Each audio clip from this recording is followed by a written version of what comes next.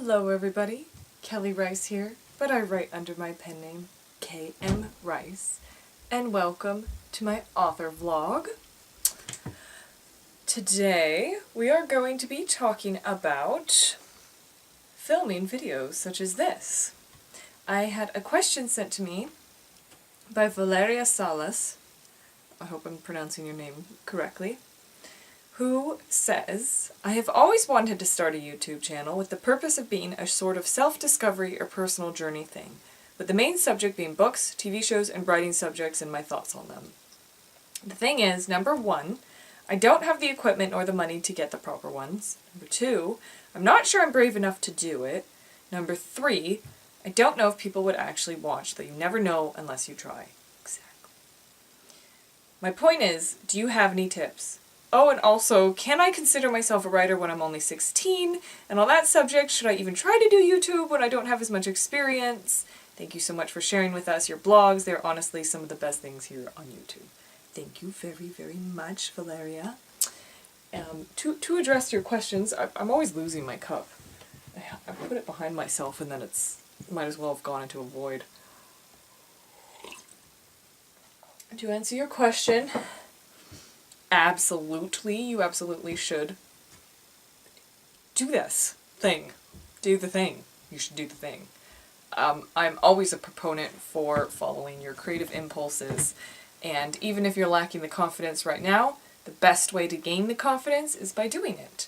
Do you think I was confident when I started this vlog? Do you think I thought anyone was going to want to sit here and listen to me? No, and there's still probably plenty of people who come across me on YouTube and are like, what the hell is that? And then they click away.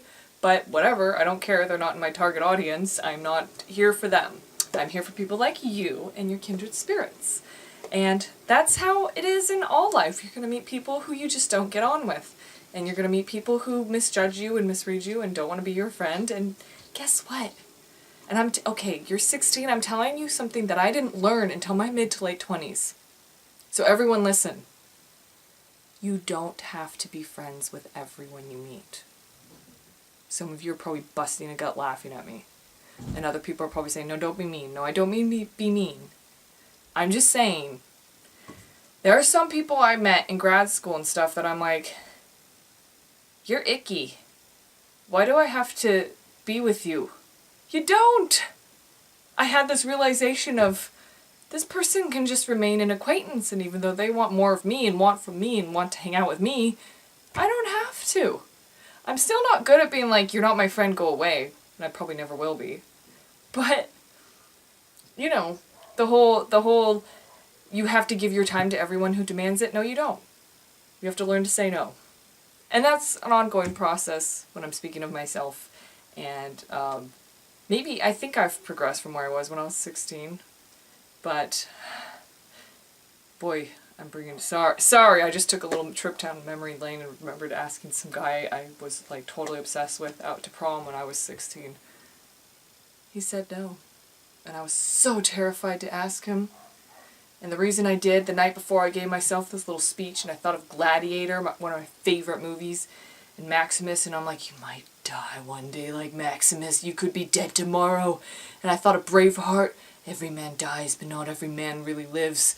I'm doing it, man. I'm going up to him after school tomorrow. I'm asking him to the prom. He had a bike race. I know I already told this story on my one about, like, dealing with rejection, my vlog about it. But, like, he didn't go with me. But it was just knowing that I did that and that I asked him, I felt like, yeah, I'm amazing, dude. I did that.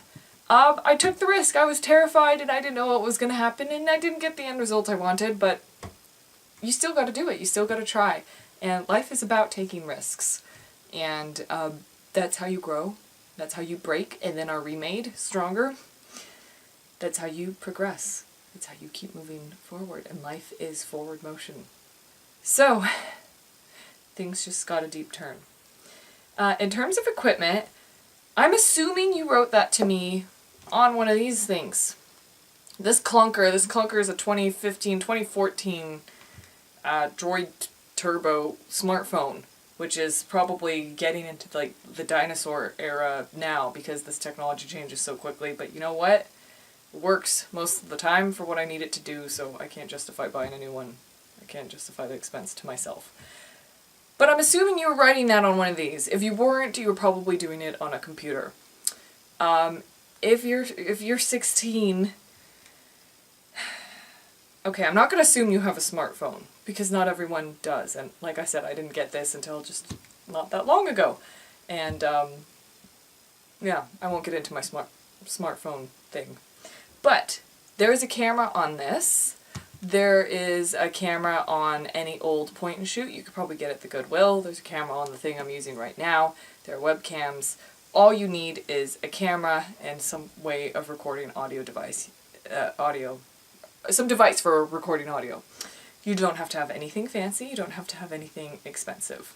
If you have no money at all, try asking for one for your birthday or a graduation gift or something like that. But like I said, it can literally be like really cheap. Just something that captures audio and visual. That's all you need to do the video portion.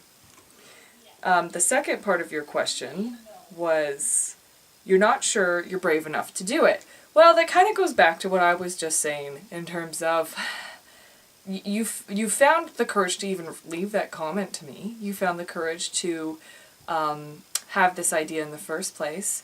So the courage is already there. You're just not recognizing it. You already are brave enough to do it. Okay? So remember that. And now your question shot away. Okay, number 3. Don't know if people would actually watch. Well, like I said, there are plenty of people who don't watch me. There are plenty of people who probably are at this point in the video going, why did I watch it? And are clicking away or hitting the like down button or like going to try to like trash me on the internet. I don't know. But you just never know. But because you never know what's going to happen, you never know what bad things are going to happen, but you also never know what good things are going to happen. So not knowing isn't necessarily a bad thing. Do you think I can consider myself a writer when I'm only 16? Absolutely. Should you start a YouTube channel talking about writing and going on your journey of self-discovery even though you're only 16? Absolutely. I've talked before about fan fiction. I started writing fan fiction. I think my true first fan fiction, I was like 13 or 14. And it was about Titanic. Then I got really serious around your age and was writing Star Wars stories. I was a writer. You know, I wasn't earning money off of it, but that doesn't matter. You're still a writer. A writer is someone who writes. And if you are learning things along the way and you want to share them, then share them. You know, there are probably people who watch my vlog and are like, I already know all this, why is she saying it? And there might be other people who are like, I never thought of it that way. That's a really good way to think about it. And, you know, it's like I'm always saying, it's like everything in life. You take what you want and you leave the rest. And you keep going, you move forward. And often you gain confidence by doing.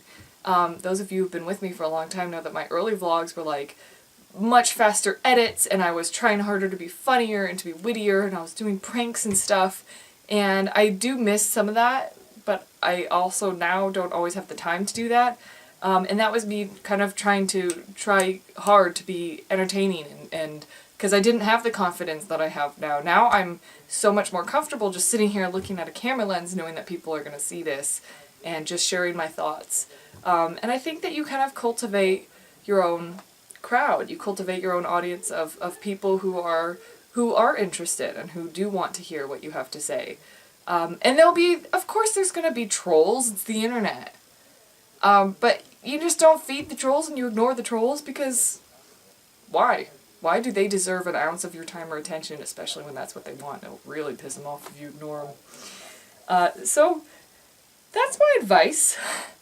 And yes, you should completely consider yourself a writer, and I think that approaching your kind of self-journey from the point of view of reflecting on what you've read or what you've seen in a film or in a TV show is really great, because you're going to be connecting to peers and to other people in the fandom and to other fans of that stuff, and they might be people on a similar journey to you. There might be characters that you relate to that you've never seen before. And this is the first time that, you know, you can relate to someone who's actually like you, or maybe someone who's very different than you, but you still empathize with them so much and you love this character. You're going to connect with other people on that level, and I just think this is a very exciting time to be a young person. I wish that the internet was what it is today when I was your age, because I would have loved being able to connect to people on that level. I would have loved to have been able to have shared my thoughts and to have learned about others, and in turn learned about myself through having that connectivity to each other. And like I've acknowledged, the dark side of that is the online bullying, is the trolls, but that's where you can start flexing your muscles right now, and you already have them, to rise above. And when you rise above, they can't get you, and they can't bring you down, and you're safe. So that's my advice to you and to anyone who's considering doing something like this. And I hope it sits well with you, and that it strikes a chord with you, and that it's something that you can consider moving forward with. So for me, in my new journal, do you like what it says? Is that appropriate or what? Hopefully one of these ideas is promising. So for me, in my new journal, where I'm already writing ideas, this time it's... the first page is ideas of things to bake. Things I had a hankering for when I was hungry and killing time once. But, you know, I'm hopefully going to fill it with more productive ideas than that as well. Not that baking isn't productive, I love baking. You guys can tell by following my media feeds. And speaking of my media, if you want to follow me, all the links are below. I'm on Instagram, I'm on Tumblr, I'm on Facebook, Twitter. Just recently started a blog, like, you know, an actual written blog, not like a video blog like this. So you can catch up with me there if you want. I haven't posted much at all yet, but I'm excited to. And there you'll have some of my more in-depth stuff that you just don't, you know, Facebook isn't really the platform for that. But, and if you find you're really enjoying this, you can support me for $1 a month on Patreon. And again, the link is below. And you can also upgrade and have more access to this insanity, if you wish. And to my writing, if you wish. So that's my spiel. But for me and my new notebook, I wish you all a very fond farewell. Take care, guys.